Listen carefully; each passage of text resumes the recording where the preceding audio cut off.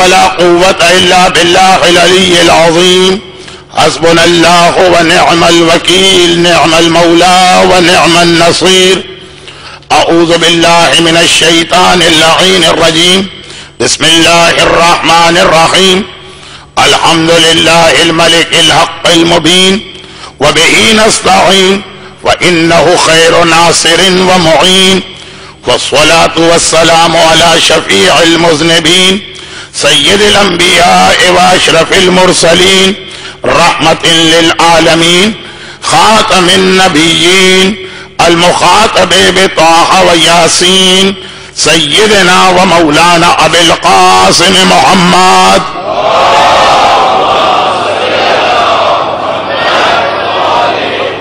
وآله وعطرته الطيبين الطاهرين المعصومين المظلومين المنتجبين الميامين سيما على الإمام المنتظر والحجة الثاني عشر اللهم عجل له الفرج ولعنة الله على أعدائهم أجمعين أما بعد فقد قال الله عز وجل في كتابه المبين وقرآنه المتين وقرآنه المجيد وقوله الحق بسم الله الرحمن الرحيم ربنا لا تزغ قلوبنا بعد إذ هديتنا وهب لنا من لدنك رحمة وقال سبحانه وتعالى ولا تموتن إلا وأنتم مسلمون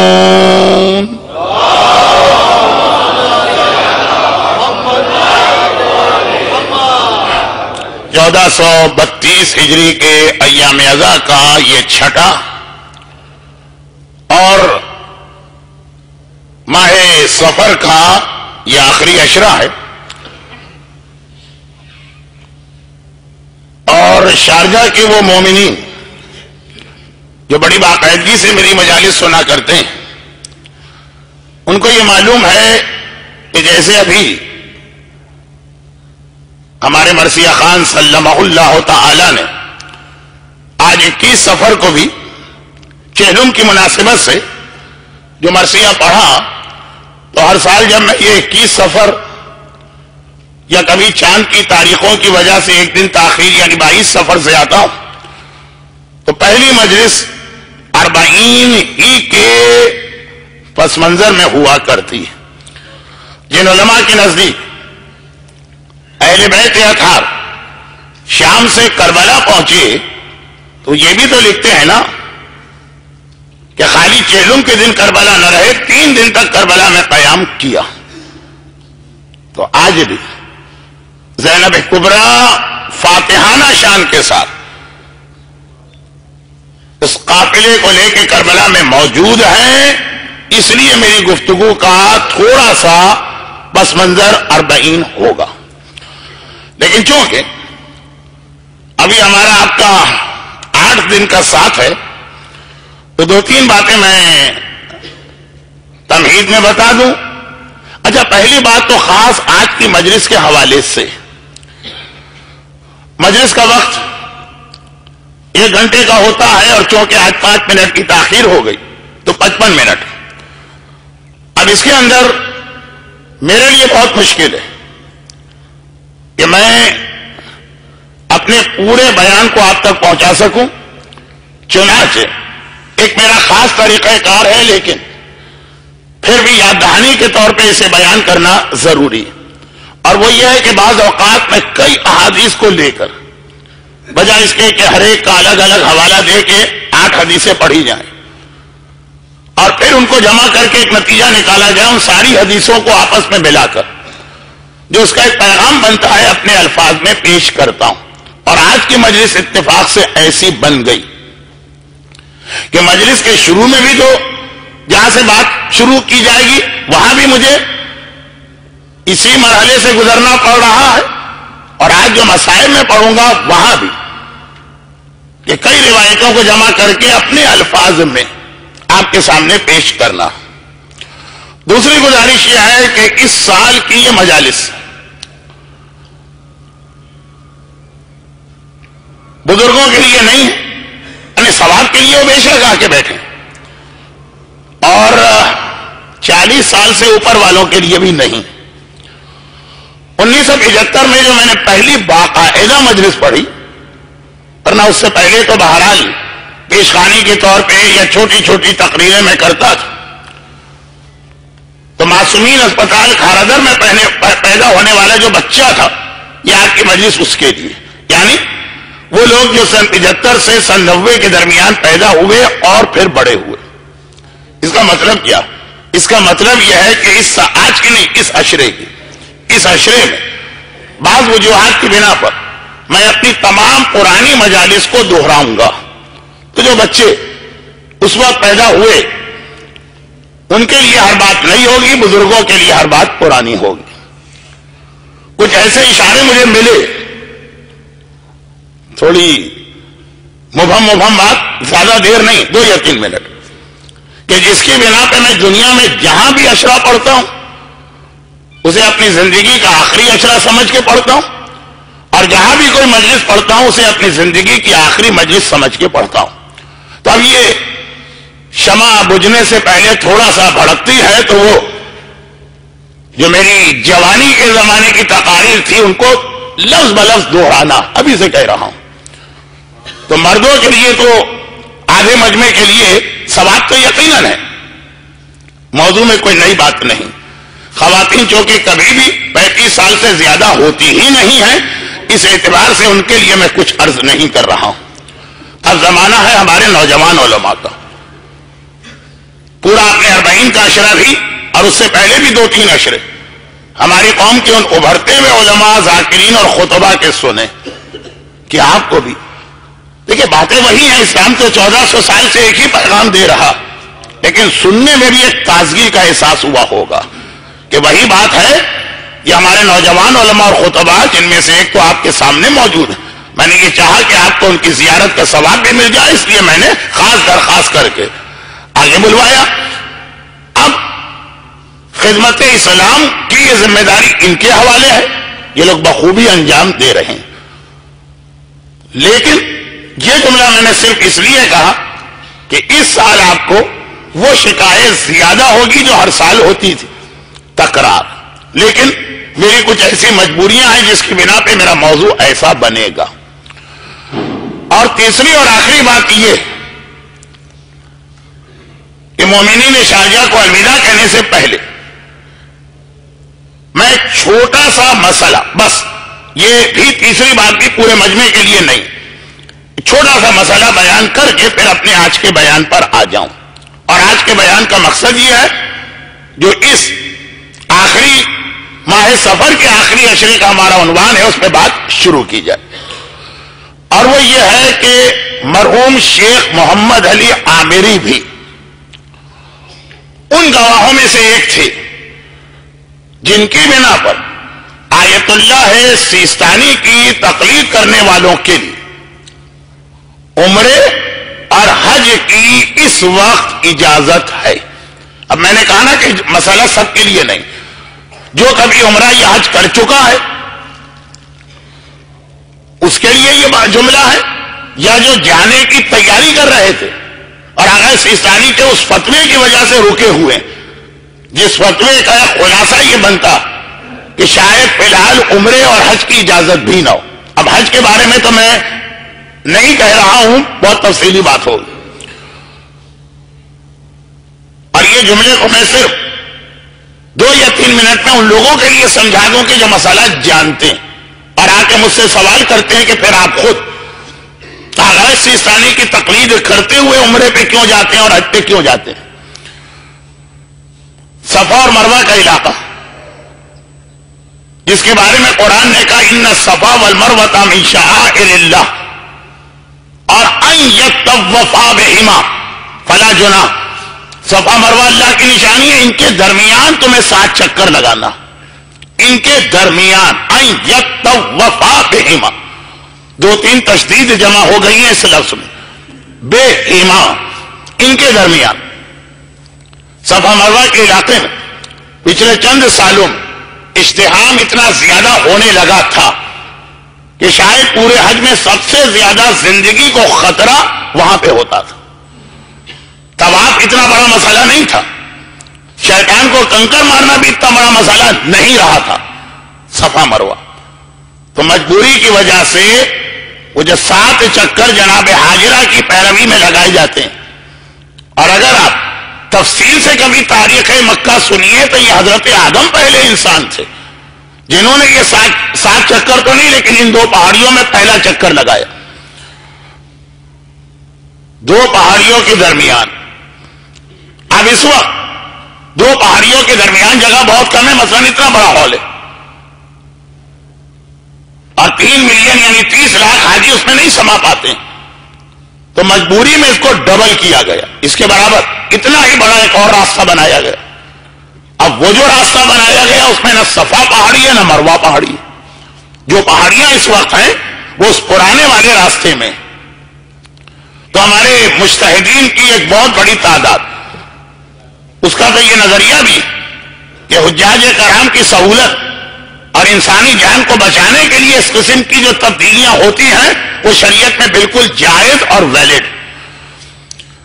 آغا سیستانی کا ایک نظریہ تھا کہ نہیں، قرآن نے کہا ہے کہ یہ صحیح صفا اور مروہ ہی کے بیچ میں ہوگی. تو 2 پہاڑیوں کے درمیان. ہاں یہ ضروری نہیں وہ پہاڑی آج ہو. جب آیت نازل ہو رہی تھی جہاں تک وہ پہاڑی تھی. اب وہ فرماتے ہیں کہ اگر آپ کو کہیں سے گواہی مل جائے کہ 1400 یا 1200 یا 1000 یا 100 سال پہلے تک یہ پہاڑیاں بہت بڑی بڑی تھی اور نیا جو راستہ بنا ہے وہ بھی ان کے درمیان ہے، بعد میں ان پہاڑیوں کو کاٹ دیا گیا سڑکیں وڑکیں بنانے کے لیے، تو آپ عمرہ کر سکتے ہیں ورنہ عمرہ نہیں کر سکتے. اب یہ جو ایک لفظ استعمال کیا کہ اگر آپ کو گواہی مل جائے، جسے انگریزی میں کہتے ہیں کہ اب گین مقلد کے کورٹ میں اسے معلوم کرنا ہے، گواہی اسے لینا. اب یہاں تک تو مسئلہ تھا.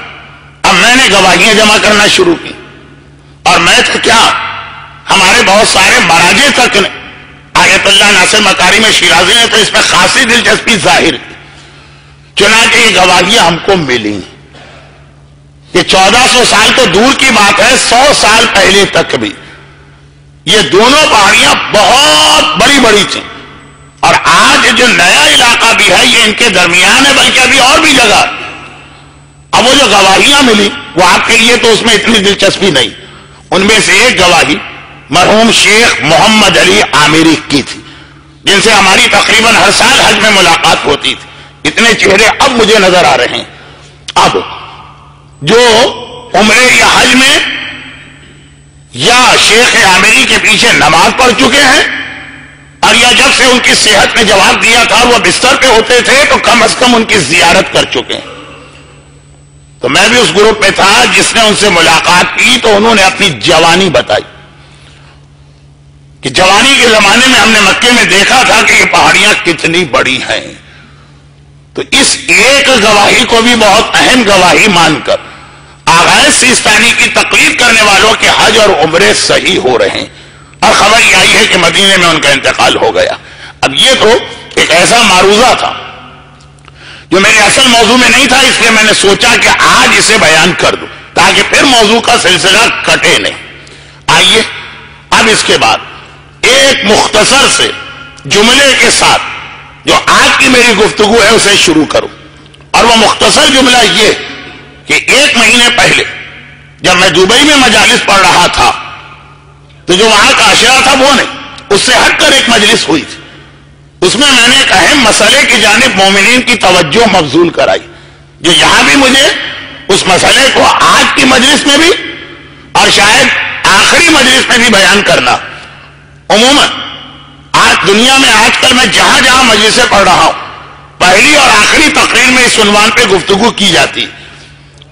اچھا یہ مجلس جہاں ہوئی تھی دبئی میں، مجمع میں کافی لوگ تھے جو وہاں موجود تھے اور پھر ان کا ایک سوال بھی اس کے بارے میں تھا جس کا اصل جواب تو کچھ اور ہے، لیکن میں ایک اور جواب بھی اس کا آج دے کر بات کو آخری مجلس کے لیے نامکمل چھوڑ دوں گا. اچھا یہ ایک میں نے کہا ایک جملے کی مجھے اجازت دیجیے، یہ جملہ آپ کی سمجھ میں تقریر کے درمیان آئے گا.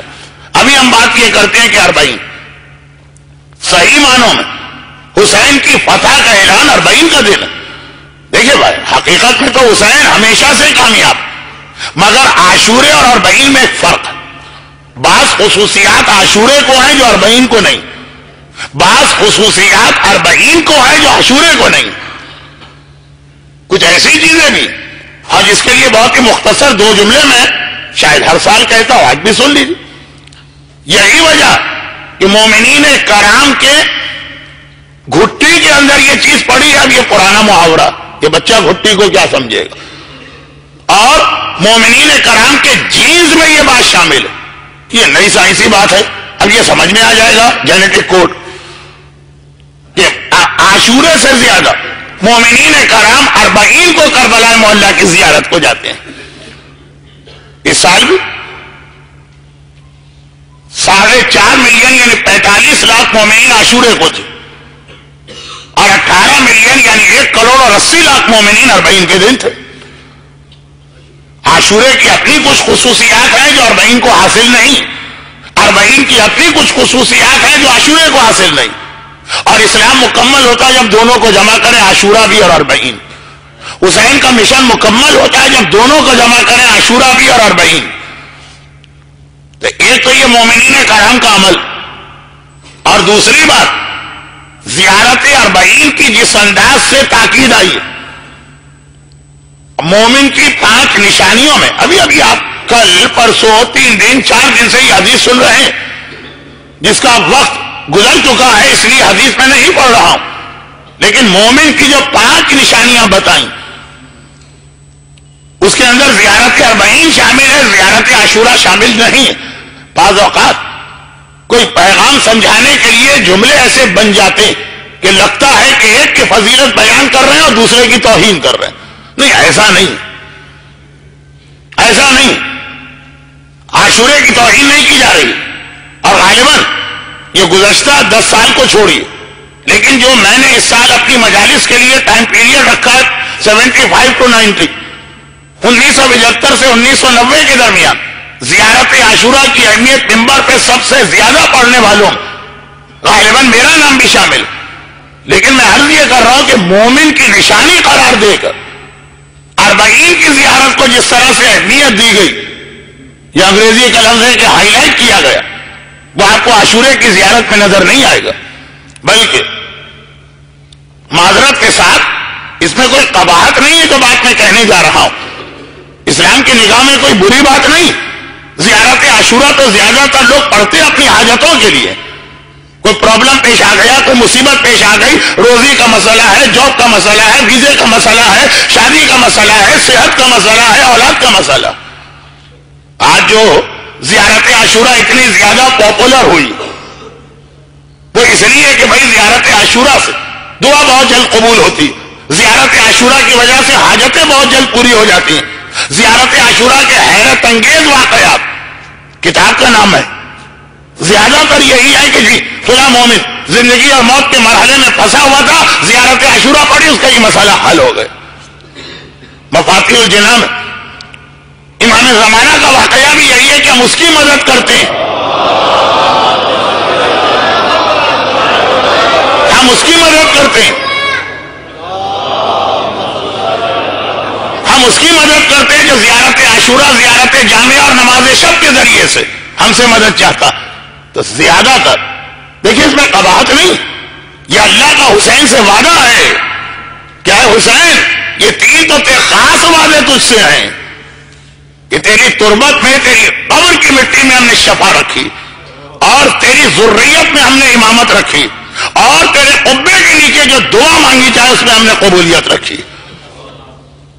بلکہ روایتوں میں یہاں تک جملہ ہے، راوی بھی چکرا گیا، اس وقت سمجھ میں نہیں آیا، بعد میں جب ایک راوی جاتا ہے مدینے کے اندر اور جا کے ہمارے 10ویں امام علی النقی علیہ الصلوۃ والسلام سے یہ اب یہ روایتیں آپ نے حال ہی میں اشرا زینبیہ کی مجلسوں میں سنی ہوں گی، اس لیے میں بہت جلدی اس کو بیان کر رہا ہوں کہ مولا اس سال میرا ارادہ کربلا کی زیارت کو ہے، میں کربلا کے لیے جا رہا ہوں، اس لیے آپ سے ملاقات کرنے آیا ہوں۔ یہ وہ زمانہ ہے کہ امام ابھی مدینے کے اندر آزاد ہیں، 7ویں امام اور 10ویں امام دونوں کی امامت کا آدھا حصہ مدینے میں آزادی میں گزرا، اور آدھا حصہ بغداد و سامرہ کے قید خانوں کے اندر اسیری میں گزرا. تو اب یہ آیا اور آ کر کہا فرزند رسول میرا ارادہ یہ کہ میں کربلا جا رہا ہوں, آپ کو الوداع کہنے آیا ہوں. امام نے کہا اچھا کربلا جا رہا, ہمارے جد کی زیارت. اب یاد کیجئے کہ زیارت کے حوالے سے جب پہلا نام ہمارے ذہن میں آتا ہے رکاوٹ پیدا کرنے والا, زیارتوں میں رکاوٹ پیدا کرنے والا, سبھی سے, اس میں کوئی ایسا نہیں ہے کہ جس نے زیارت میں آسانی دی, لیکن اہم ترین نام متوکل کا آتا. وہ 10ویں امام کا زمانہ تھا, وہ جو ہاتھ کاٹے جاتے ہیں اور پیر کاٹے جاتے ہیں اور بیلوں کا حل چلانے کی کوشش کی جاتی ہے اور دریائے فرات کو قبر امام پہ جاری کر کے قبر امام کا نام و نشان چھپا دینے یا مٹا دینے کی بات ہے متوکل ہے. تو سب سے زیادہ زیارت کے لیے 10ویں امام نے اپنے چاہنے والوں کو ترغیب دلوائی. لوگ تو چکرا جاتے ہیں نا, مولا جان کو خطرہ ہو تو حج تو حرام ہو جاتا. تو اب یہ زیارت کا بھی خطرہ ہے. ساری کوششیں کرنے کے بعد آخر میں بھائی متوکل نے کیا کوششیں کی, پہلے اپنی فوج بھیجی, اس نے اتنے معجزے دیکھے وہ حسینی بن کے آئی. پھر کافروں کی فوج بھیجی, اس نے بھی اتنے معجزے دیکھے کہ حسینی بن کے آئی. پھر بیلوں کا حل چلانا چاہا, بیل مر گئے, اپنی جگہ سے قدم آگے نہ بڑھائے. پھر دریائے فرات کا رخ پھیرا تو پانی جو بے جان ہے وہ رک گیا. آخر میں جب یہ پابندی لگائی کہ ہاتھ اور پیر کٹے گا, کثیر تعداد میں مومنین آ رہے ہیں, تو آخر میں پابندی لگائی گردنیں کٹیں گی. یہ سارے واقعات آپ کے سنے ہوئے.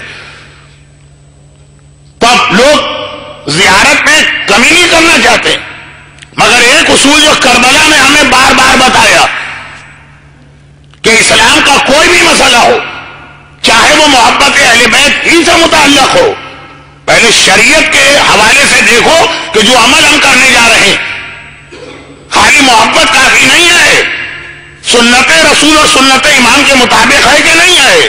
تو اب لوگ کنفیوز ہو گئے, وقت کم ہے اس لیے میں جملہ بہت سرسری لے کے آگے بڑھ گئے. ہمارے یہاں اسی چیز کا خیال نہیں کیا جاتا, جس کا دل چاہتا ہے اپنے دل سے جو نئی بات بنا کے معاشرے میں پھیلا دیتا, ایک ٹھپا اس پہ لگا دیتا ہے کہ یہ مودت اہل بیت کا ایک طریقہ. یہ معصومین کے چاہنے والے میں امام کی تو بات ہی نہیں کر رہا, ان کے اپنے زمانے کے شیعوں کا طریقہ کہ ہر کوئی نئی بات آتی ہے پہلے امام سے رجوع کرتے ہیں. مولا جان کو خطرہ, ہمیں اپنی جان کی پرواہ نہیں ہے, مرنے کو تیار ہیں, مگر دیکھنا یہ ہے کہ کیا آل محمد یا اسلام اس وقت مرنے کی اجازت دیتا بھی ہے کہ نہیں. نہ مومن کی زندگی اس کے اختیار میں, نہ موت اس کے اختیار میں. جس طرح سے اسلام کا ہے اس طرح زندہ رہنا ہے, جس طرح اسلام کا ہے اس طرح سے مرنا ہے.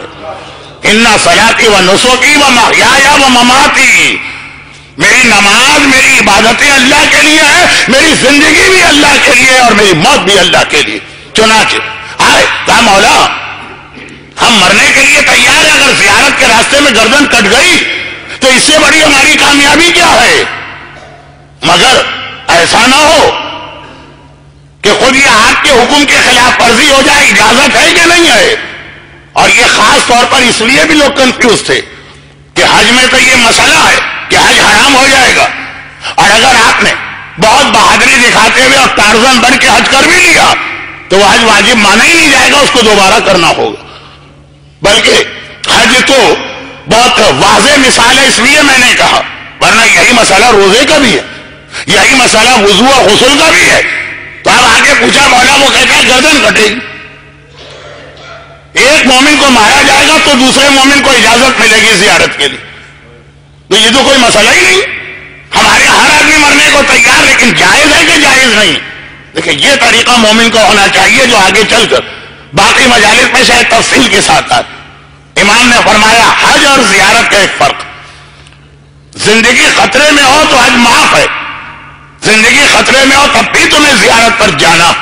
تو وہ جو آپ واقعات سنتے ہیں کہ دو مومن ایک ساتھ متوکل کے دربار میں یا اس کے گورنر کے دربار میں آتے ہیں اور کہتے ہیں کہ ہم میں سے ایک مرنے کو تیار ہے تاکہ دوسرے کو زیارت کی اجازت مل جائے, اور پھر وہاں سے جھگڑا بھی ہو جاتا. مومنین کرام کے جھگڑے سے بڑا ڈر تو لگتا, لیکن یہ والا جھگڑا بالکل ٹھیک ہوتا. جھگڑا اس بات پہ ہوتا ہے کہ ہر ایک یہ کہتا ہے مجھے مرنا ہے تاکہ تمہیں زیارت کی اجازت ملے. آخر میں حتیٰ یہ کہ قرآن ڈالنا پڑتا اچھا بچے کیا سمجھے قرآن ڈالنا پڑتا ہے، ٹاس کرنا پڑتا کہ یہ مرے کہ وہ مرے، مرنے کے لیے لوگ تڑپ رہے ہیں۔ البتہ جس کا نام نکلتا ہے وہ کہتا ہے کہ میں جا رہا ہوں مرنے، مگر ایک میرا حق ہے تیرے اوپر، میری وجہ سے تو جا رہا ہے نا، ایک حق ہے۔ جب کربلا میں آقا کی زری کے پاس جائے گا پہلے میرا سلام پیش کرے گا، پھر اپنا سلام پیش کرنا۔ تو اب یہ سارا ماحول 10ویں امام کے زمانے کا، یہ اجازت 10ویں امام کی طرف سے آئی۔ تو اس پورے 5 سات 10 منٹ کے میرے بیان کا خلاصہ یہ کہ کربلا کی زیارت کی جو اہمیت اور تاکید میرا 10واں امام بتا رہا، 11ویں نے اس کو سمیٹ کر مومن کی نشانی قرار دے دیا، جو حدیث آپ نے کل پرسوں 3-4 دن میں ضرور کہیں نہ کہیں سنی ہوگی، بلکہ میرا اندازہ تو یہ کہ جہاں بھی مجلس میں آپ گئے ہوں گے 40 کے قریب یہ حدیث سنی ہوگی۔ 11ویں امام نے اس کو سمیٹ دیا، مومن کی 5 نشانیاں، پہلی نشانی 40 کی زیارت۔ وہ چوتھے امام نے 10ویں امام باپ نے تفصیل بتائی تو بیٹے نے خلاصہ کیا، مگر وہ جو اتنی تاکید کی جا رہی ہے اس کی وجہ سے جب یہ مومن زیارت پہ جا رہا تو 10ویں امام نے اس سے کہا اچھا تو زیارت پہ جا رہا، اللہ کا وعدہ حسین کی قبر کے نیچے قبے کے نیچے دعا قبول، وہاں جا کر میرے حق میں بھی دعا کر لینا۔ اور اب اس وقت جب آپ حج یا زیارت پہ جاتے ہیں نا، جو کہتا جاتا ہے دعا کرنا دعا کرنا دعا کرنا، آپ سب سے وعدہ کر لیتے، یہ چلا گیا اس کو اتنا جوش میں بھرا ہے زیارت۔ یہ تو بعض وجوہات کی بنا پہ یہاں کے لوگ اتنی زیادہ زیارت کر رہے ہیں، جب یہ جاتے ہیں تو لگتا ہی نہیں ہے کہ کوئی ظاہر زیارت کے لیے آ رہا، انداز، طریقہ، وہ احترام، وہ گریا، وہ اللہ کی اس نعمت پہ شکر کا سجدہ، یہ آپ کے سامنے پڑھنے کا فائدہ نہیں ہے۔ تو گئے ہوئے ہیں، جب وہ آ جائیں گے نا تو آخری تقریروں میں مزید یہ بات بتاؤں گا۔ راوی نے کہا مولا میں حج کے لیے جا رہا ہوں، امام نے کہا اچھا جتنا پہلے جہاں کوئی حرج نہیں، حج کرنے کے بعد جتنا جلدی مکے سے نکل سکتا ہے نکل جا۔ مولا یہ آپ کہہ رہے مکے کا وارث کون ہے؟ چوتھے امام نے مسجد دمشق میں ہتکڑی اور بیڑی کے ساتھ جو خطبہ دیا تھا اور اس میں اپنا تعارف کرایا تھا تو خالی یہ نہیں کہا تھا کہ میں محمد مصطفیٰ کا بیٹا ہوں، میں خدیجۃ الکبریٰ کا بیٹا ہوں، میں وارث کعبہ ہوں، میں صفا اور مروہ کا مالک ہوں، میں مقام ابراہیم کو محافظ ہوں، میں مکے کا مالک۔ تو جو آپ مکے کے وارث ہیں، آپ جو مکے کے محافظ ہیں، ابو طالب کا لقب رئیس البطحاء، اولاد ابو طالب بھی رئیس البطحاء ہے، تو آپ کہہ رہے کہ حج کر کے مکے سے جلدی نکل جانا؟ کہا کہ ہاں، حج تک تو تم مکے کے احترام کا خیال کرو گے، حج کے بعد پھر تمہیں کعبے کے احترام کا خیال بھی نہیں رہے گا۔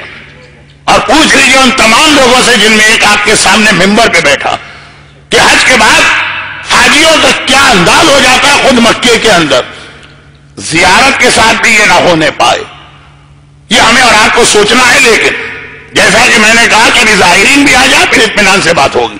ابھی تو صرف اتنی سی بات کہ راوی چلا گیا زیارت کو، جانے کے بعد جب کربلا میں زری کے قریب پہنچا اور دعا شروع کی اور اس میں 10ویں امام کا ذکر کیا تو برابر میں جو اس کا ساتھی آیا، اکیلے زیارت پہ جو لوگ پہلے بھی نہیں جاتے تھے، کندھے کو ہلا کے روکتا، یہ کیا کہہ رہے ہیں؟ گستاخ، بے ادب، چوکے کا کیا ہوا؟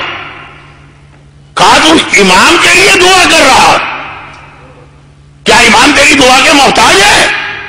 ارے خیال کر امام کے لیے دعا۔ اب چوکا، ہاں یہ بات تو صحیح، پڑوسی نے کہا دعا کرو تو وہ دعا کرنا، رشتہ دار نے کہا دعا کرو وہ دعا کرنا، والدین نے کہا دعا کرو وہ دعا کرنا، امام معصوم ان میں اور آخر کربلا کے حسین میں کیا فرق ہے؟ یا اولنا بھی محمد ہے، آخرنا بھی محمد ہے، اوسطنا بھی محمد ہے، کلنا یا محمد۔ یہ تو میں نے بڑی گستاخی کی، درود بھیجے محمد والے میں، یہ تو میں نے بڑی جسارت اور بے ادبی کی۔ ان امام اور امام میں کیا فرق ہے؟ جو خون ان کی رگوں میں وہی خون ان کی رگوں میں۔ اب وہ چونکے، ایک ہی چیز اس کے ذہن میں آئی، امام معصوم نے کچھ اور کہا ہوگا، مجھ سے سمجھنے میں غلط فہمی ہوئی، مجھے سمجھنے میں غلطی ہوئی، میں امام کی بات نہیں سمجھ پایا۔ یہ راوی نے اپنے ذہن میں سوچا اور بالکل ٹھیک سوچا، کبھی امام کی کوئی بات آپ کی سمجھ میں نہ آئے تو اکثر وجہ یہ ہے کہ ہم سمجھ ہی نہ پائے کہ امام فرمانا کیا چاہ رہے.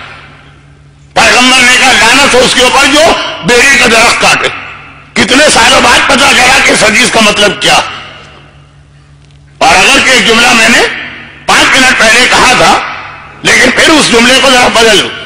زیارت کرنے والے تو زیارت پر گئے ہوئے, اس مجمع میں بھی آدھے سے زیادہ زیارت کر کے آئے ہوئے.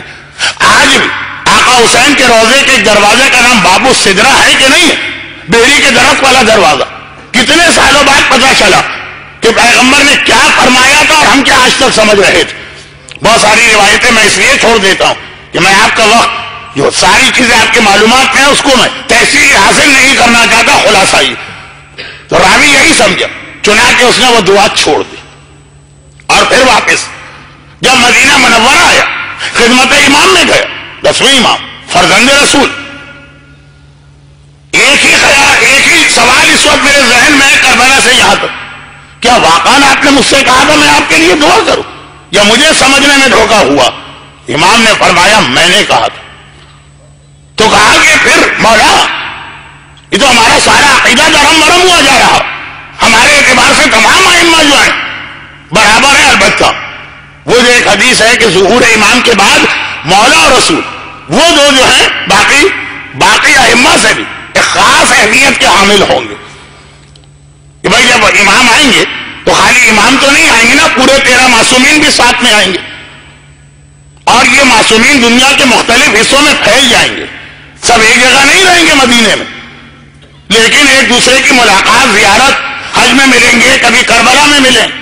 اور جہاں 3-4 امام مل گئے, جو آگے بیٹھا ہوگا وہی نماز پڑھائے گا, سوائے اس کے کہ اگر مولا کبھی ہوں گے تو مولا کے ہوتے ہوئے کوئی اور امام معصوم بھی علی کو نماز نہیں پڑھا سکتا. امام معصوم علی کو نماز نہیں پڑھا سکتا. کوئی غیر معصوم کس منہ سے یہ دعویٰ کرتا ہے کہ میں نے علی کو نماز پڑھائی ہے. لیکن آپ حضرات کو اس باتوں کی مجھ سے توقع بھی نہیں ہوتی ہے, اس لیے آپ جیسے ٹھنڈے بیٹھے ہیں ایسا ہی میں آپ کو چاہتا بھی ہوں. ہاں میں خود بہت گرم ہو رہا ہوں.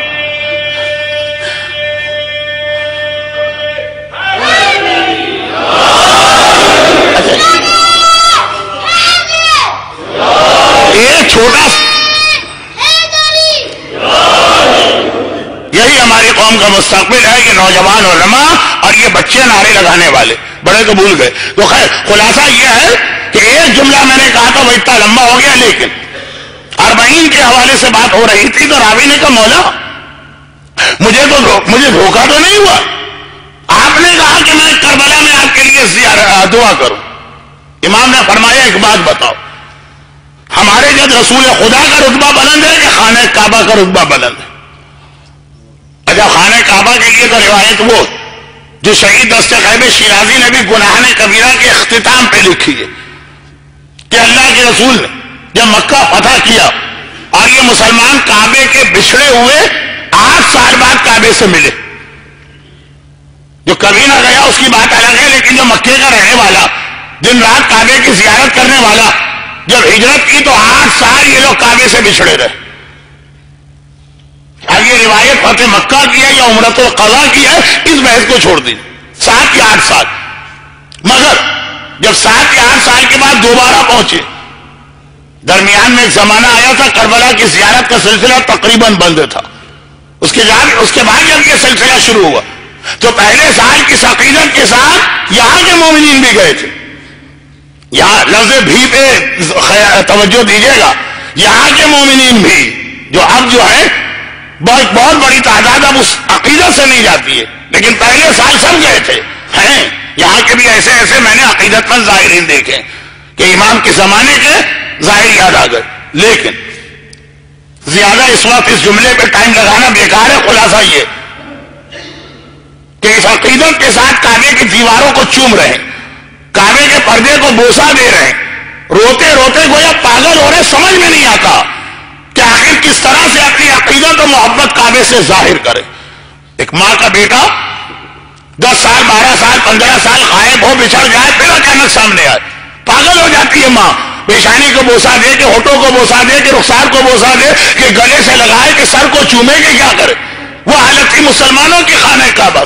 کعبہ تو ویسے ہی ہماری ماں ہے ام القری. ایک بار پیغمبر نے یہ عقیدت و جوش سے دیکھا، تب ایک جملہ کہا کہ خانہ خدا تمہاری نگاہ میں کتنا مقدس اور محترم ہے. کہا یا رسول اللہ اس میں کوئی شک نہیں. کہا لیکن یاد رکھو مومن کی عزت اللہ کی نگاہ میں خانہ کعبہ سے زیادہ افضل ہے. جو کسی مومن کی غیبت کرتا ہے، جو کسی مومن کی توہین کرتا ہے، جو کسی مومن پہ ظلم کرتا ہے، ایسا ہے کہ 70 مرتبہ اس نے خانہ کعبہ کو ڈھا دیا.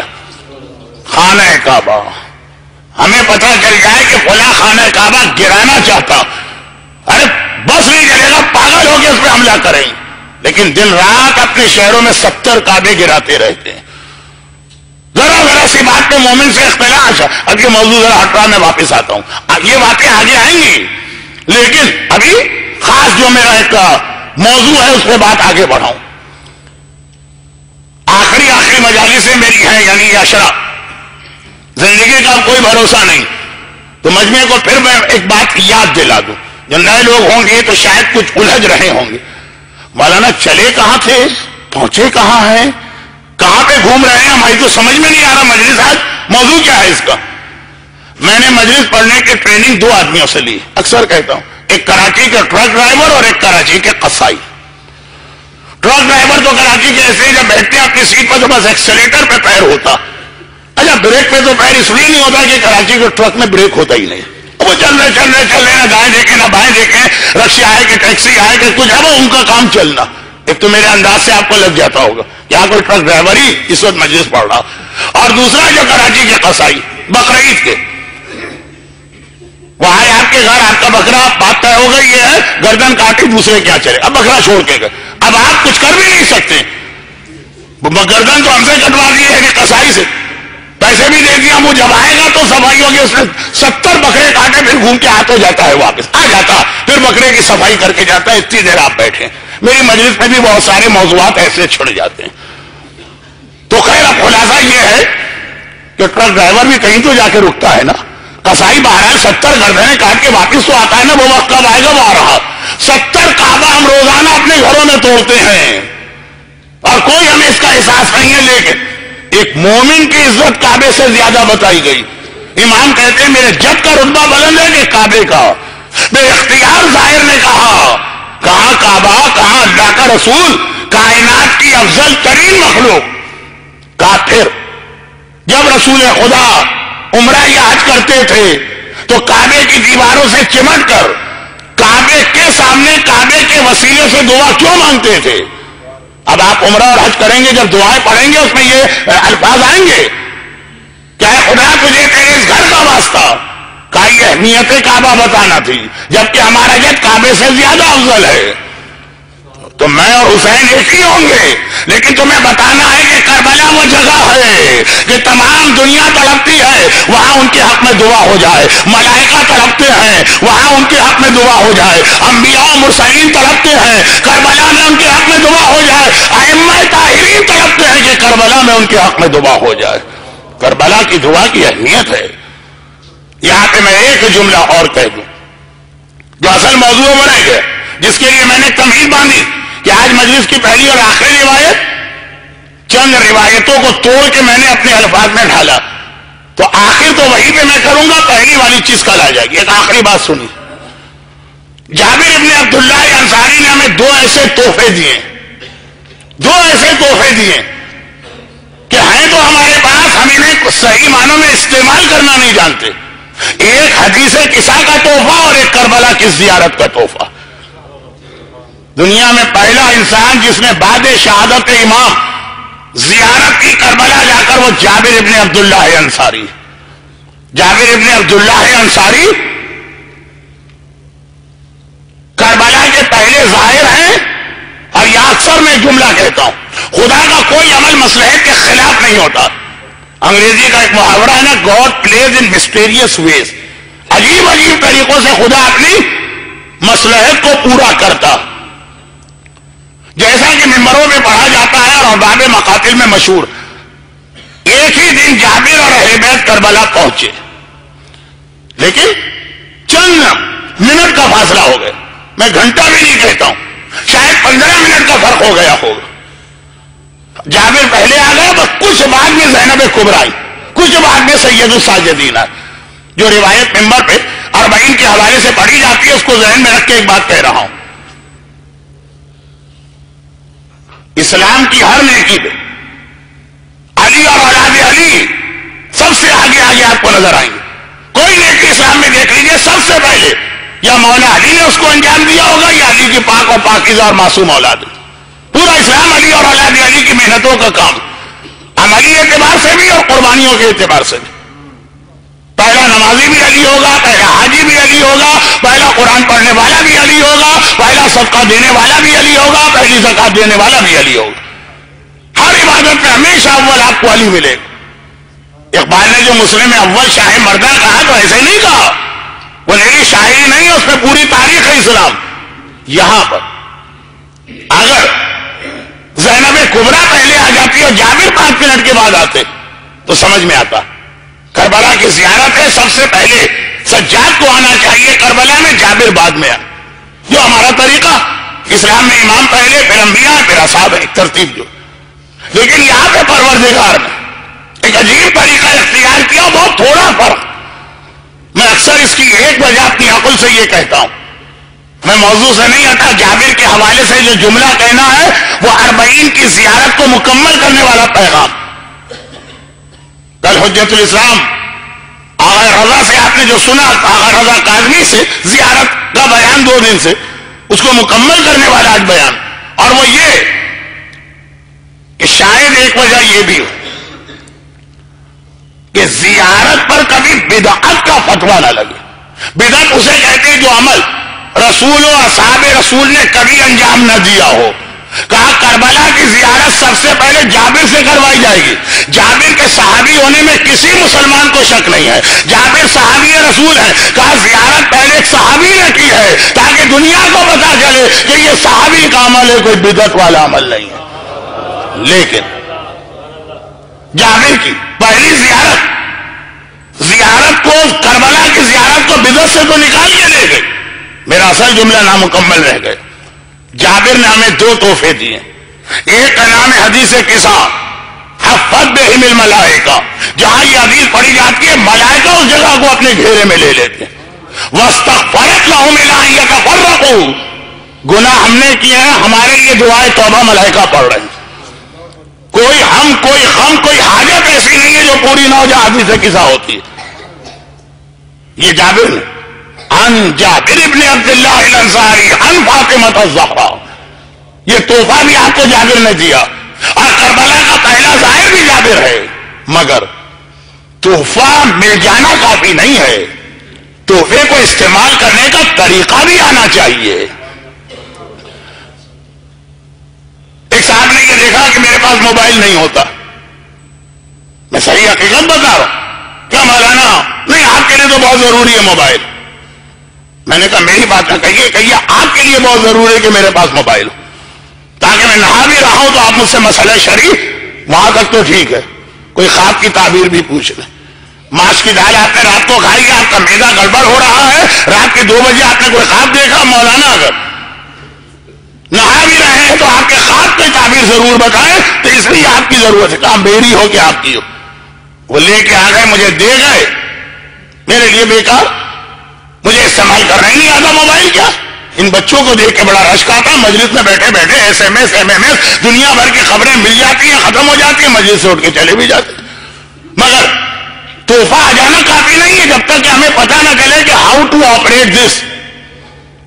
اب پاکستان کے اندر ہماری خواتین خاص طور پر جو مثلا دیہاتوں وغیرہ کی رہتی ہیں، اب تو خیر بہت آگے نکل گئی ہیں، یورپ امریکہ کی عورتیں پاکستان کی عورتوں کو رشک کے ساتھ دیکھا کرتی، لیکن وہ آج کا موضوع نہیں. جی پہلے تو جھاڑو دی جاتی ہے اور سل بٹے پہ مسالہ پیسا جاتا ہے. آپ کہیں گے مولانا آپ کب کی بات کر رہے ہیں؟ میں 75 کی بات کر رہا ہوں. میں نے کہا تھا نا کہ آج کل تو آج کی مجلس 75 کی مجلس ہوگی، 1975. پتہ نہیں جو بعد میں لوگ آئے وہ سمجھے ہی نہیں میں کیا کہہ گئے. لیکن خلاصہ یہ ہے کہ کپڑے جو ہیں پہلے کس طرح سے ڈنڈے سے کوٹ کے کپڑے پیٹے جاتے تھے، وہی شوہر کے بھی کام آتا تھا، وہی کپڑوں کی دھلائی کے بھی کام آتا تھا. یہ ساری چیزیں ہوتی. اب ہم یہاں آئے، اب ہم یورپ گئے، ہم نے دیکھا کہ ایک سے ایک مشینیں بن گئی. کوئی زحمت کی ضرورت ہی نہیں ہماری عورت کو.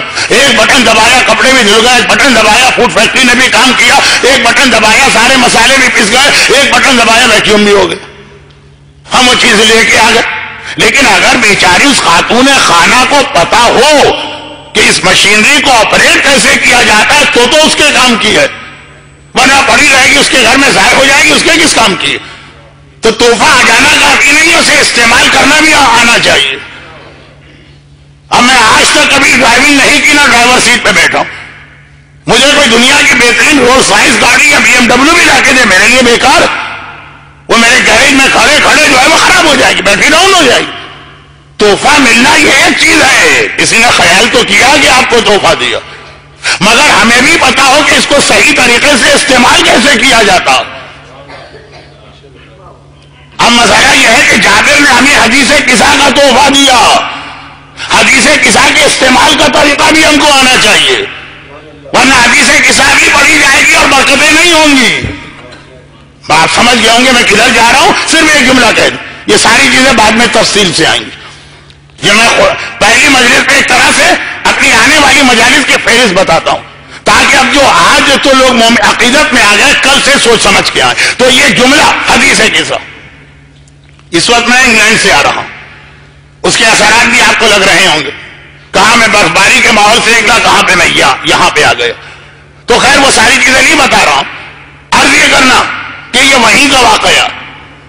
البتہ میں اب اس واقعے میں جگہ وگہ نہیں بتاتا ہوں. 75 میں جب یہ نہیں 85 میں جب یہ واقعہ پڑھا تھا تو جگہ بھی بتا دی تھی, بعد میں نے سوچا مناسب نہیں. مولانا 85 میں جب میں مجلس پڑھنے گیا, مولانا ہم نے ایک نیا بزنس سیٹ اپ کیا, اور ہمارا جو طریقہ یہ ہے کہ جو نیا کام کرتے ہیں ہمارے بزرگوں نے طریقہ سکھایا. پہلے حدیث قصہ پڑھتے ہیں, بالکل صحیح بات, ہمارے بزرگوں نے بھی یہ طریقہ ہم کو سکھایا. بہت سی باتیں خالی کتاب میں نہیں آتی ہیں, صاحبان ایمان کے جین میں یا جینیٹک کوڈ میں منتقل ہوتی ہیں. کہا مولانا کل صبح دکان کی اوپننگ ہے, آپ کو پتا ہے انگلینڈ کی لائف میں ٹائم کس کے پاس ہے, میں ہوں گا آپ ہوں گے, حدیث قصہ پڑھ دیجیے گا. ٹھیک ہے, میں نے کہا پڑھ دوں گا. چنانچہ میں وہاں پہنچا. اب وہ حدیث قصہ جب پڑھی جا رہی ہے تو کیا میں نے پڑھی ہوگی؟ جب میں نے یہ دیکھا کہ وہ شراب کی دکان, شراب بیچی جا رہی ہے, لیکن کہہ رہے مولانا برکت چاہیے, اس بزنس میں بھی آج کل کمپٹیشن بہت ہو گیا, حدیث قصہ آپ پڑھیں گے تو برکت ملے گی. میں نے اس دکان کا بھی نام 85 سے 90 تک پڑھا, پھر اب دکان کا نام لینا بند کر دیا. لیکن بہرحال یہ حدیث قصہ جابر نے اس لیے دی تھی. اب آپ کہیں گے استغفر اللہ, کیسا وہ بدترین مومن. کراچی میں میوزک کے کیسٹوں کی دکان تو حدیث قصہ سے افتتاح ہوتے بار بار ہم نے دیکھا. میوزک کے کیسٹ بھی کہیں گے برکت چاہیے. چلے آپ کہیں گے یہ بھی سمجھ میں نہیں آتا, شادی بیاہ میں تو حدیث قصہ آپ نے پڑھتے ہوئے لوگوں کو دیکھا ہے نا, ادھر حدیث قصہ ختم ہو, ادھر گانے کا کیسٹ آن ہو گئے, ادھر حدیث قصہ ختم ہو, ادھر مکس گیدرنگ شروع ہو گئے, ادھر حدیث قصہ ختم ہوئی تو ختم بھی نہیں ہوتی. وہ ویڈیو ریکارڈنگ کرنے والے آ گئے, عورتیں مرسل ساتھ بیٹھے ہوئے. یہ تو آپ نے دیکھا شراب میں حدیث قصہ آپ کی عقل قبول نہیں کرے گی, اور آپ کہیں گے مولانا تو حدیث قصہ کی توہین کر رہے ہیں. گانے کی محفل جو ہمارے یہاں شادیوں کے نام پہ ہوتی ہے, اس میں حدیث قصہ آپ قبول بھی کریں گے, دیکھیں گے بھی, سنیں گے بھی اور خاموش بھی رہیں گے. میں اس مجمع پہ اتنا بھروسہ کر رہا ہوں کہ ان کے گھر کی تقریب میں یہ غلطی نہیں ہوئی ہوگی, ان کے گھر کی تقریب میں وہ آخری غلطی ہوئی ہوگی, گھر کی نہیں دوستوں کی. لعن اللہ امتن قتلت کا والی غلطی نہیں ہوئی ہوگی, لعن اللہ امتن ظلمت کا والی غلطی نہیں ہوگی, لعن اللہ امتن سمیت بذالک فرضیت بے والی غلطی شاید ہو گئی. ایک مومن مجھے نہیں ملا جو بطور احتجاج یا پروٹیسٹ اٹھ کے آ جائے کہ حدیث قصہ پڑھو اور یا مس گیدرنگ کراؤ اپنے یہاں. حدیث قصہ پڑھ کے امام کو بلا رہے, مس گیدرنگ کر کے شیطان کو بلا رہے. لیکن یہ تو ایک ضمنی بات بیچ میں آ گئی. حدیث قصہ تحفہ ملا, ملائکہ استغفار کریں گے, تمہاری حاجتیں دور ہوں گی, صحیح طریقے سے اسے استعمال کرنا سیکھو. اور جابر نے ہمیں دوسرا تحفہ زیارت کا دیا. زیارت کربلا کے پہلے ظاہر, ساری زیارتیں بھی نہیں, کربلا کی زیارت. آج جو 1 کروڑ 80 لاکھ مومنین 40 کے دن جمع ہیں, یہاں بھی وہ ایک جملہ کہہ دوں جو میرا اپنا اسٹائل ہوتا کہ اسلام کا ایک اصول ہے کہ اگر کوئی آدمی گناہ کرے گا فلا تزر وازرۃ وزر اخرى، ایک گناہ کی ذمہ داری دوسرے پہ نہیں، جس نے گناہ کیا وہ مجرم، لیکن جس نے معاشرے میں پہلی بار گناہ کر کے لوگوں کو گناہ کا راستہ دکھایا، من سنّ سنۃ سعیۃ، اس کے اوپر ان تمام لوگوں کا گناہ ہے جو قیامت تک اس گناہ کو انجام دے رہے ہیں۔ آج میرے گھر کی کوئی عورت بے پردہ نکل رہی ہے، اس کی بے پردگی کا عذاب اس پر۔ آج میرے محلے کی کوئی عورت بے پردہ ہے، اس کا عذاب اس پر۔ لیکن ان ساری بے پردہ عورتوں کا عذاب مل کر اس خاتون کے اوپر ہوگا جس نے پہلی بار ہمارے علاقے میں بے پردگی شروع کی تھی۔ اس کے نام عمل میں ایک بے پردگی نہیں ہے، خدا بندہ میری بے پردگی کا عذاب دے۔ قیامت تک اس خاندان اور علاقے میں جتنی بے پردہ عورتیں اس کی وجہ سے۔ خربوزے کو دیکھ کے خربوزہ رنگ پکڑتا ہے، یہ گناہ کا بھی طریقہ اور نیکی کا بھی۔ اور یہی مسئلہ من سنّ سنۃ حسنہ کا، جو آدمی نماز پڑھتا ہے اس کو اپنی نماز کا ثواب ملے گا، اور جو قرآن پڑھتا ہے اسے اپنے قرآن کا ثواب ملے گا، اور جو زیارت کرتا ہے اسے اپنی زیارت کا ثواب ملے گا۔ لیکن جس نے ہمارے خاندان اور معاشرے میں پہلی بار نماز پڑھی، اب نماز تو ہمیشہ رہی، جس نے پہلی زیارت کی ہے، قیامت تک کے زائرین کا ثواب اس پہلے زائر کو مل رہا۔ آج کے 1,80,00,000 زائرین کی زیارت کا ثواب جابر بن عبداللہ انصاری کے پاس۔ یہ اصول ہے۔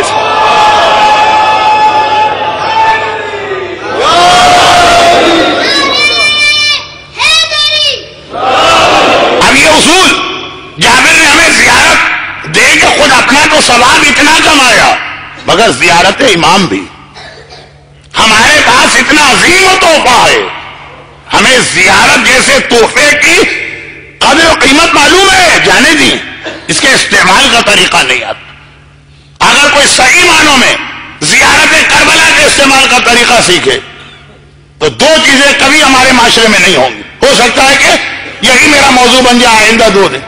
دو چیزیں کبھی ہمارے معاشرے میں نہیں ہوں گی۔ نمبر 1، ہمارے معاشرے میں کبھی گمراہی نہیں ہوگی۔ جس کو پتا ہے کہ کربلا اور زیارت کسے کہتے ہیں، جسے پتا ہے کہ 40 کا پیغام کیا، صحیح معنوں میں اگر زیارت کی جائے تو خالی ذریعہ امام تک جاتے وقت عورت کو حجاب نہیں پہننا ہے، وہ دنیا میں واپس پلٹ کے کہیں بھی آئے گی اس کے سر سے کبھی حجاب نہیں اترے گا۔ خالی کربلا میں بیٹھ کے داڑھی نہیں رکھنا ہے، وہ واپس دنیا میں کہیں بھی آئے گا کبھی اس کی داڑھی شیپ نہیں ہوگی۔ خالی کربلا میں جا کے نماز نہیں پڑھنا ہے، وہ واپس دنیا میں کہیں آئے گا کبھی نماز قضا نہ ہوگی۔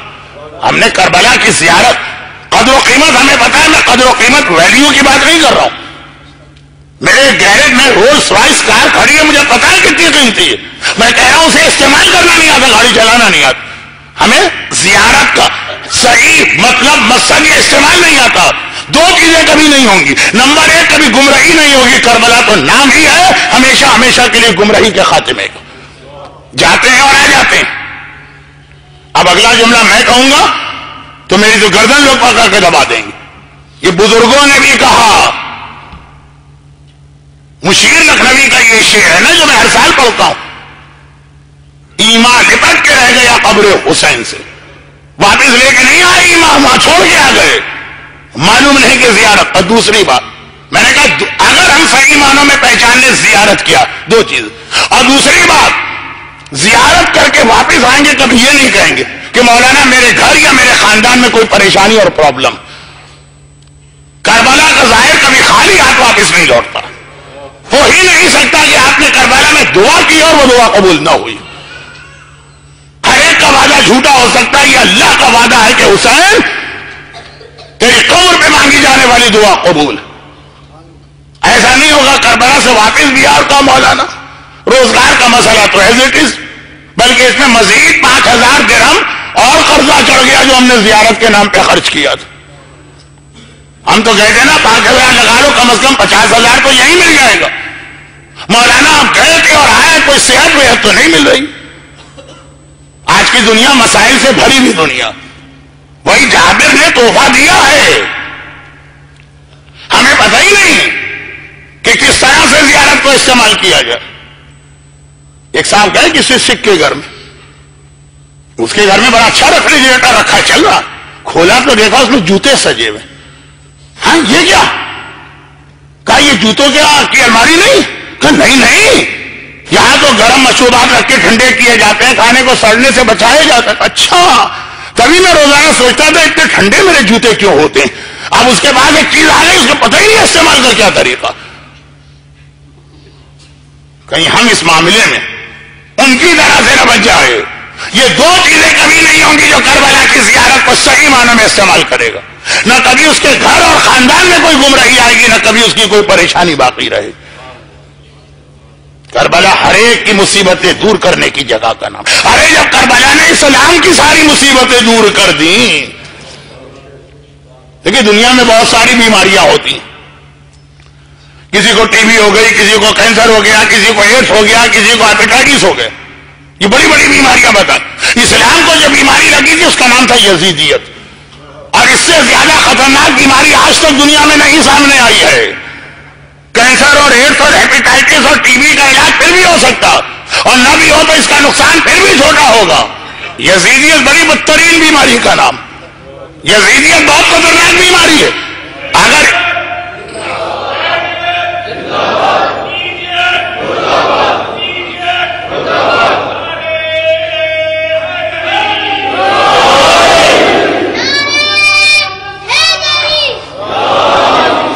اگر باقی بیماریوں کا علاج نہ ہو تو ایک آدمی مرتا ہے، یزیدیت کا علاج نہ ہو تو 1,24,000 انبیاء کی محنتیں ختم ہو جاتی ہیں۔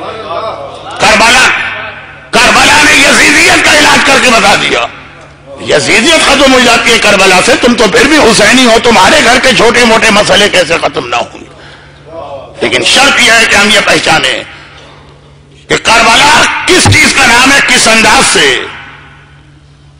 کربلا نے اسلام کو بچایا۔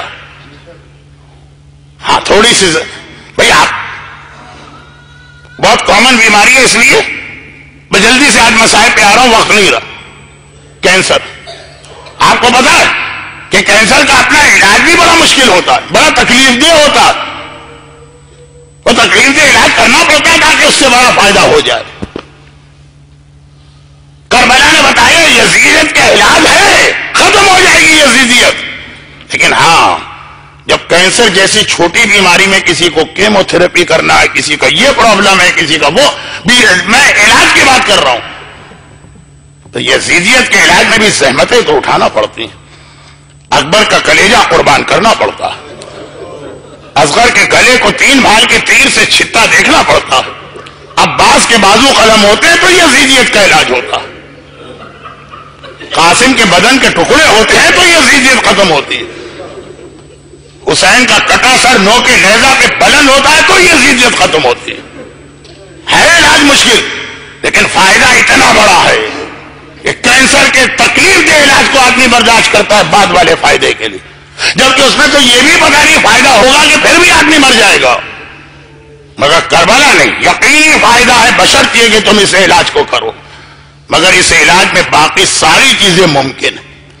وہ بہت مختصر آج مسائل، اس میں کہ 2 دن سے آپ شب 40 روز 40 مسلسل رو رہے ہیں، اور قیامت تک ہم روئیں گے حسین پر۔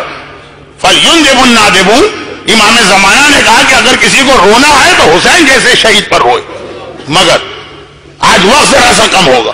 بس یہ آخری جملے، یہ علاج اتنا مشکل ہوتا کہ جو روایت آپ نے کل سنی ہے 40 کے دن، میں اسی کو پڑھ رہا ہوں۔ جابر ابن عبداللہ انصاری اپنے ساتھی عطیہ سے کہتے ہیں کہ یہ جو قافلہ کربلا میں آیا ہے، اس میں کوئی مرد نظر آ رہا ہے کہ نظر نہیں آ رہا؟ یہ سب عورتیں۔ کہا کہ بہت ہی بوڑھا مرد نظر آ رہا، بہت ہی بوڑھا۔ خود جابر 80 سال سے زیادہ کے تھے۔ کہا جابر سر کے بال سفید ہیں، داڑھی کے بال سفید ہیں، چہرے پہ جھریاں ہیں، کمر جھکی ہوئی ہے۔ کہا کہ چلو لے جاؤ اس کے پاس۔ اس بوڑھے کے پاس گیا اور کہا کہ اگر یہ حسین کا قافلہ آیا ہے تو اس میں میرا جوان بھتیجا سجاد ضرور ہوگا۔ جابر کے بارے میں ایک بات کہہ دوں، بزرگ لوگ، مجلس میں نے کہی تھی نوجوانوں کے لیے ہے، مسائل کا جملہ بزرگوں کے لیے۔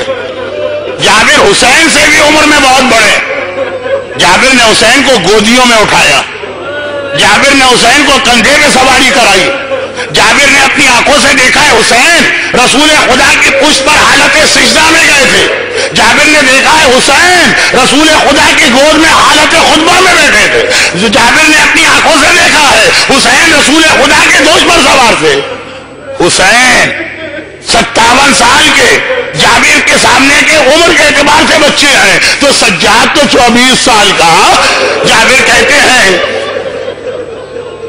کہ میرے ساتھی نے بتایا یہ حسینی قافلہ ہے, یہاں مجھے اپنا بھتیجا کیوں نظر نہیں آ رہا. ایک بار وہ مرد بزرگ, وہ سفید بالوں والا, وہ جھکی ہوئی کمر والا بوڑھا کہتا ہے یا جابر انا علی ابن الحسین, چچا جابر میں ہی تو حسین کا وارث سجاد ہوں. بس ایک جملہ جابر, میں نے کہا جس نے حسین کو بچپنے سے دیکھا, سجاد تو بچوں کا بچہ, کہا بیٹا سجاد اس جوانی میں تو اتنا بوڑھا کیوں نظر آ رہا. ابھی شام سے آئے ہیں, شام کو فتح کر کے آئے ہیں, مگر کیسا داغ کلیجے پہ لے کے آ گئے. جابر پوچھتے اتنا بوڑھا کیوں نظر آ رہا. نہ یہ کہا میرا جوان اکبر مارا گیا میں بوڑھا کیسے ہوں, نہ یہ کہا میرا چچا عباس بازو قلم ہوئے بڑھاپا کیوں نہ ہے, نہ یہ کہا میرے بابا کا سر نو کے نیزہ پہ بلند ہوا میں بوڑھا کیسے ہوں. یہ نہیں کہا میرا اصغر مارا گیا, کہا الشام.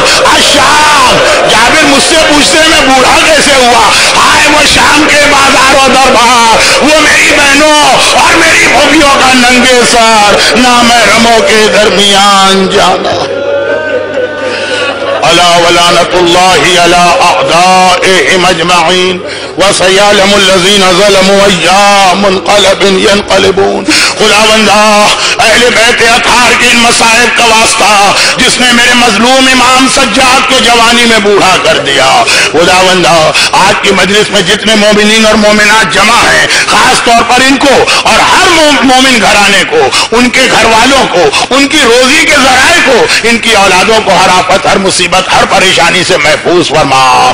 خداوندا غم حسین کے سوا ہمیں نہ دنیا میں کوئی غم ملے نہ آخرت میں کوئی غم ملے. خداوندا صف اعضاء پہ بیٹھ کے جس نے گریہ کیا ہے, ان کے اس گریہ کا واسطہ ان کی اپنی جگہ سے کھڑے ہونے سے پہلے ان کی ساری حاجتیں بے حق حسین قبول فرما. ہمارے تمام مرحومین, خاص طور پر جن کے لیے نماز وحشت کی بھی درخواست ہے, مرحوم سید جاوید رضا ابن سید ظاہر حسین مرحوم, اور ان کے لیے نماز وحشت بھی پڑھیے گا. خدا بندہ ہمارے تمام مرحومین, خاص طور پر یہ مرحوم اور حاضرین مجلس کے خاندان کے تمام مرحومین کی مغفرت فرما. ہمارے بیماروں کو شفائے کاملہ عطا فرما. جس اسلام کے لیے یہ قربانیاں دی گئی, ہمیں اس اسلام پہ خود عمل کرنے اور اپنی اولاد کی دینی تربیت کرنے کی توفیق عطا فرما. خدا بندہ ان مظالم کے انتقام کے لیے. اور ایک بات, کربلا کی زیارت کربلا والے کے وارث کے ساتھ کرنے کے لیے اپنی آخری حجت وارث معصومین امام زمانہ کے ظہور میں تعجیل فرما. غیبت امام میں ہمیں اپنی ساری ذمہ داریاں ادا کر کے بعد ظہور امام کی فوج کا سپاہی بننے کی توفیق عطا فرما. ماتم حسین